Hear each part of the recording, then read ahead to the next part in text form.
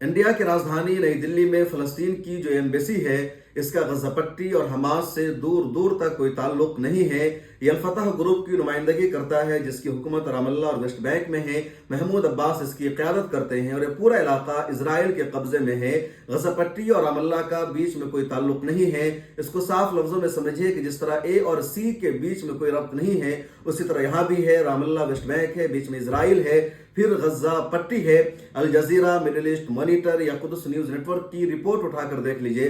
पिछले 20-25 सालों में मदद के नाम पर एक सिक्का भी इधर से गज़ा पट्टी के लिए नहीं भेजा गया है। और महमूद अब्बास का जो पूरा ग्रुप है, इजराइल के कंट्रोल में है, अमेरिका के कंट्रोल में है। खबर यह रही है कि इंडिया की एम्बेसी में जो पैसे भेजे जा रहे हैं, उन पैसों से वहां के स्टाफ को सैलरी दी जा रही है या दूसरे कामों में खर्च किया जा रहा है।